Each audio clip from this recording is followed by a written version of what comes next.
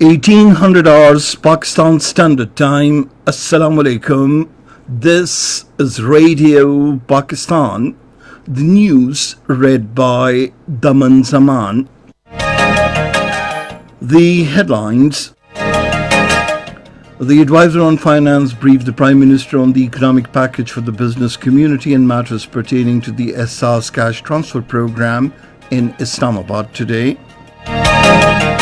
The Special Assistant to the Prime Minister on Social Protection and Poverty Alleviation says 24.46 billion rupees have so far been distributed among 1.774 million families under the SARS Emergency Cash Relief Program.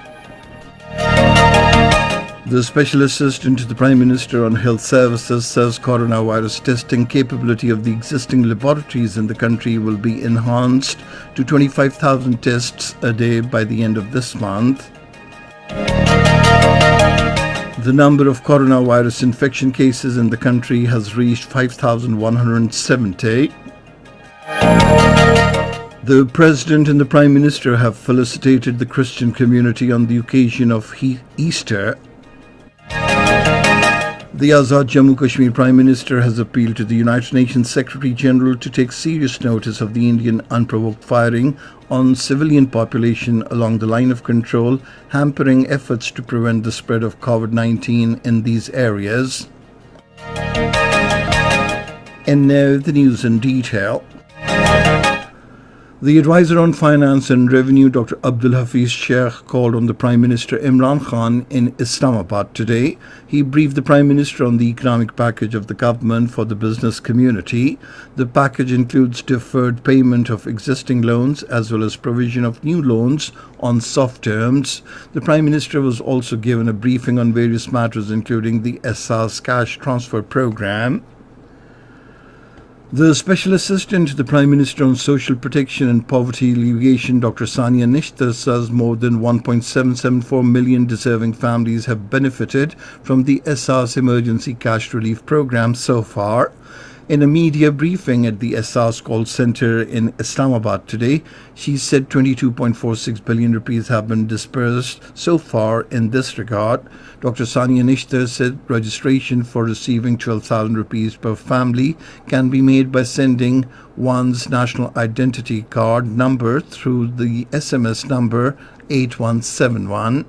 The Special Assistant said strict action is being taken against unscrupulous elements involved in deducting amounts from this cash. She said transparency and merit is being ensured in the processing of applications. She advised the people to visit cash points only after they are advised to do so. The Foreign Minister Shah Qureshi has said volunteers of Corona Relief Tiger Force will provide ration to deserving families silently and without hurting their self-respect. In a video message, he said Prime Minister Imran Khan has earmarked 144 billion rupees to help the deserving families under the SARS program.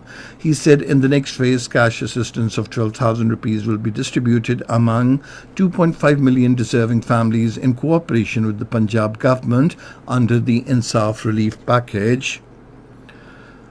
The President, Dr. Arif Alvi, has appealed to the people to observe precautionary measures to prevent the spread of coronavirus pandemic. Addressing a function in Gilgit today, he said the lockdown is yielding positive results in facing the challenge of COVID-19.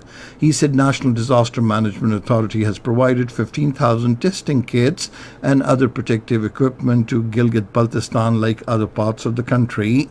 Speaking on the occasion, the Special Assistant on National Health Services, Dr. Zafar Mirza, said testing capability of the existing laboratories in Pakistan will be enhanced to 25,000 tests per day by the end of this month.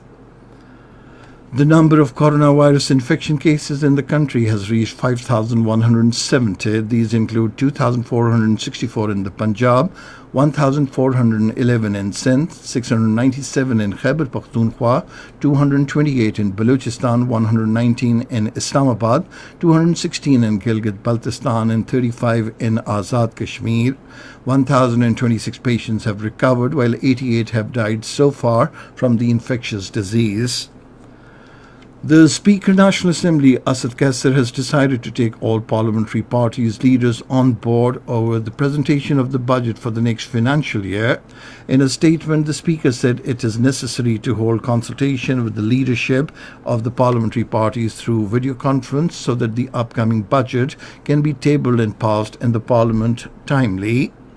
This is Radio Pakistan. The Christian community is celebrating Easter today with religious zeal and fervour to mark the resurrection of Jesus Christ. Special prayers were held across the country in the wake of coronavirus pandemic. The President Dr. Arif Alvi and Prime Minister Imran Khan have felicitated the Christian citizens of Pakistan on the occasion of Easter.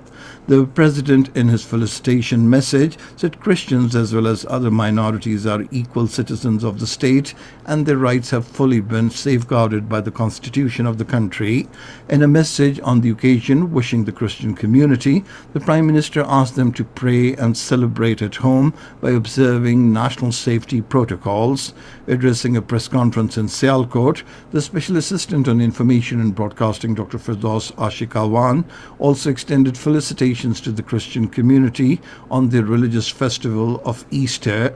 In his live stream message on the occasion, Pope Francis urged the people not to be afraid over coronavirus, calling on them to be messengers of life at a time of death.